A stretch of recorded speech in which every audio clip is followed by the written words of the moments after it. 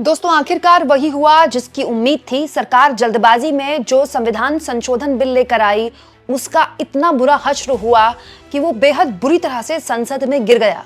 न केवल ये बल्कि सरकार के लाए हुए तीनों बिल गिर गए। वोटिंग एक ही में हुई लेकिन बाकी दो को सरकार ने खुद ही वापस ले लिया। ये सब कुछ तब हुआ जब वोटिंग के लिए प्रधानमंत्री स्वयं मौजूद थे, जो कि बहुत कम होता है।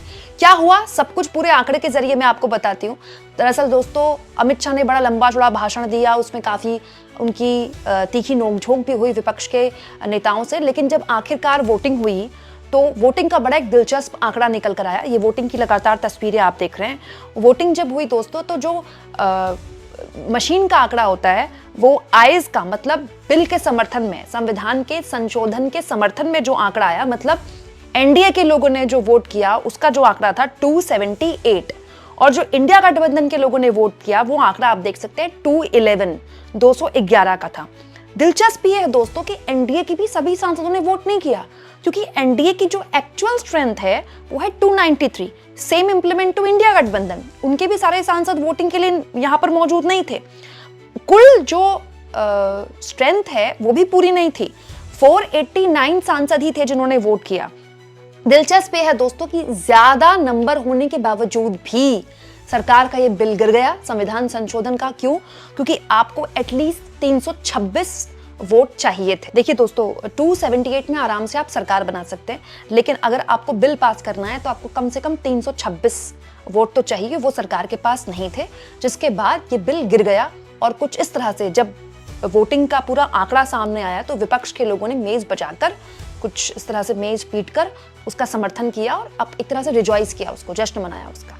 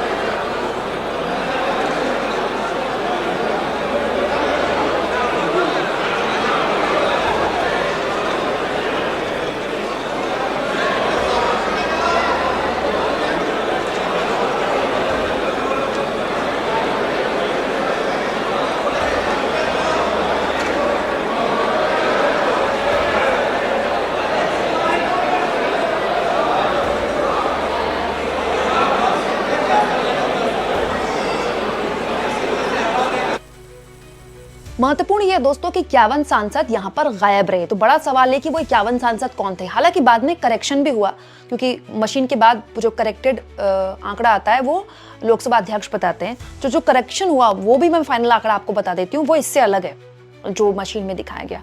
जो करेक्शन का आंकड़ा था जिसमें समर्थन में जो लोगों ने वोट डाला कि संविधान में संशोधन हो, मतलब एनडीए की तरफ से, वो था 298, ठीक है। और जो ना में वोट डाला वो था 230। अब 298 सरकार बनाने के लिए पर्याप्त है, लेकिन फिर भी ये 2/3 मेजोरिटी नहीं है। अभी जो मैंने आंकड़ा आपको बताया वो मशीन का आंकड़ा था, लेकिन फाइनल आंकड़ा ये है 298। ये प्रस्ताव उसके बाद गिर गया और जब इसका ऐलान किया गया ओम बिरला के द्वारा तो आप कई लोगों के चेहरे पढ़ सकते हैं, जिसमें मोदी जी भी बैठे हुए थे, अमित शाह भी बैठे हुए थे, सबके चेहरे मुरझाए हुए थे।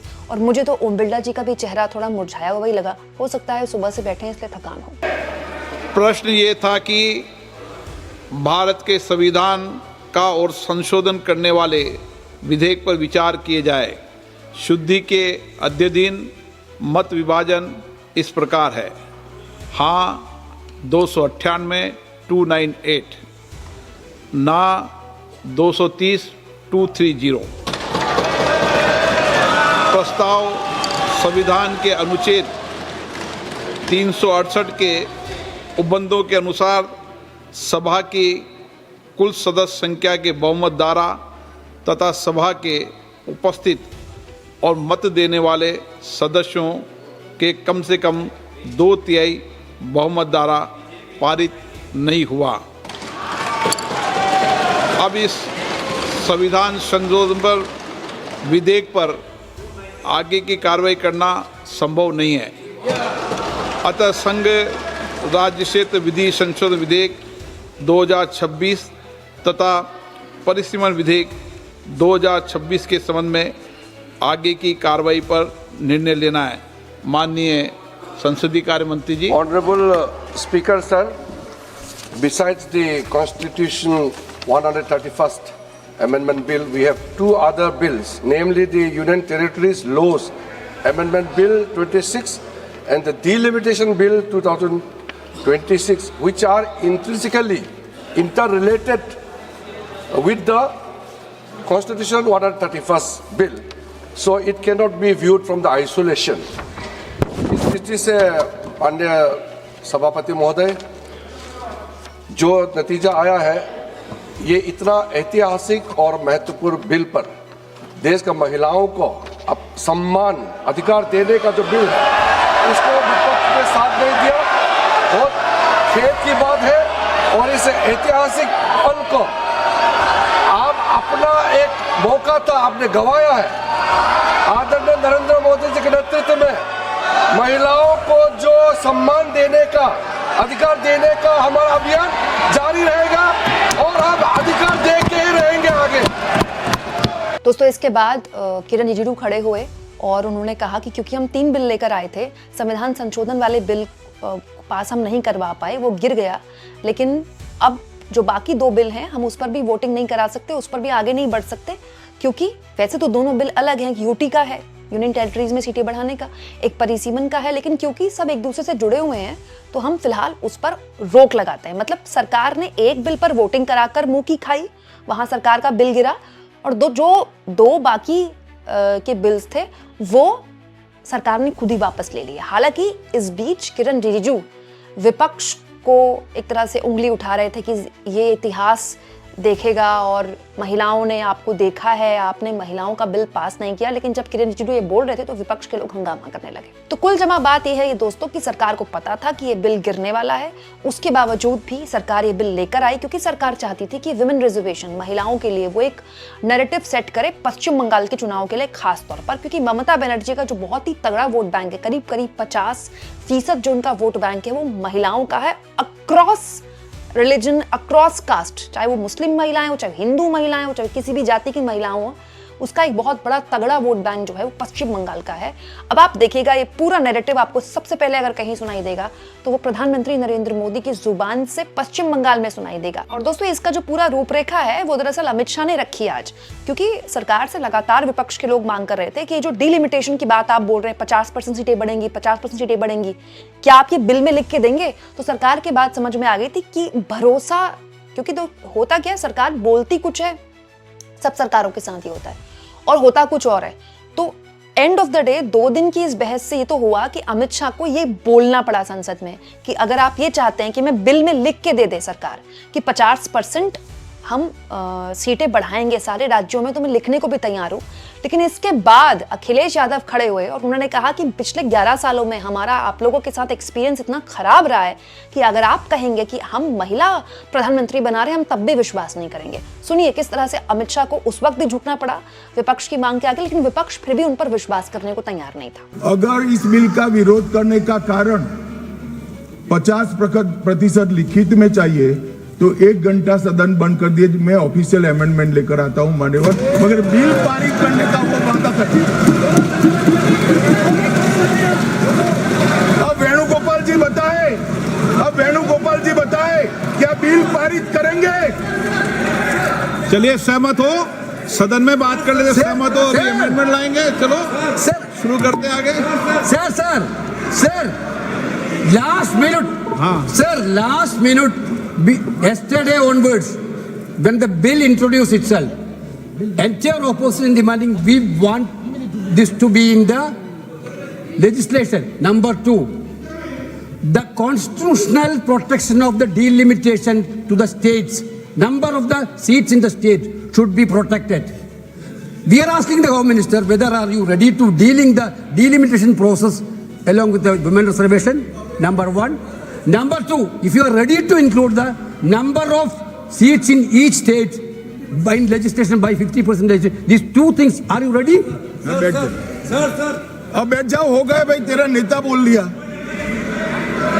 मान्यवर वेणुगोपाल जी ने 2 शार्प क्वेश्चन पूछे।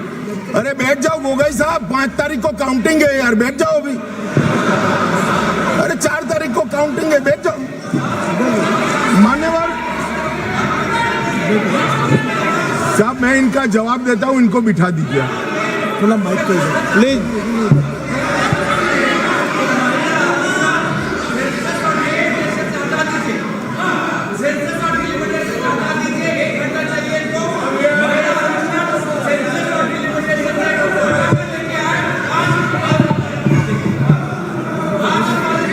अखिलेश जी से पूछ लेना।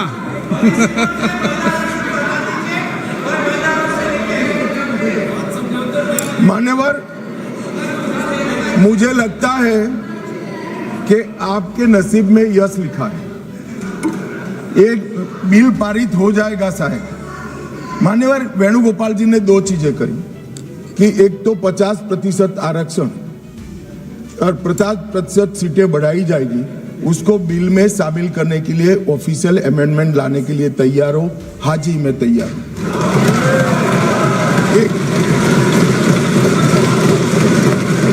एक सेकंड, अब नहीं होता भाई, बैठ जाओ, दूसरा भी बताता हूं। मान्यवर 1 घंटा आप सदन स्थगित कर दीजिए। 1 घंटे में मैं मेरा ऑफिशियल अमेंडमेंट मेरे पास में तैयार है, जेरोक्स कराकर सभी सदस्यों को सर्कुलेट कर दूंगा, क्योंकि हमें 50% सीट बढ़ानी है, हमें कुछ छुपाना नहीं है, हमें कोई चोरी करनी नहीं है, तो हम कर देंगे। और दूसरा उन्होंने कहा कि डिलिमिटेशन 26 की जनगणना का, ये झांसे में मैं नहीं आऊंगा, क्योंकि ये इसके माध्यम से अरे बैठ जाओ ना, बैठ जाओ।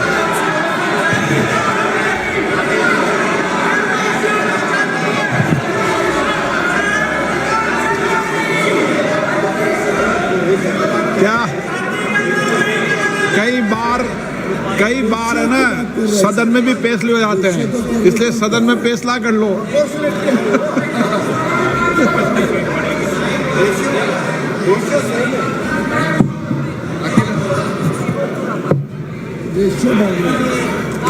माइक ही नहीं। अध्यक्ष महोदय, क्योंकि आपने कहा और माननीय मंत्री जी कुछ बात रख रहे हैं और हमारी तरफ से कोई बात आई है, अभी तक 11 साल का जो अनुभव है लगभग, अध्यक्ष महोदय, अगर भारतीय जनता पार्टी ये लिख करके दे देगी कि हम महिला प्रधानमंत्री बनाएंगे, तब भी हम इन पर भरोसा नहीं करेंगे।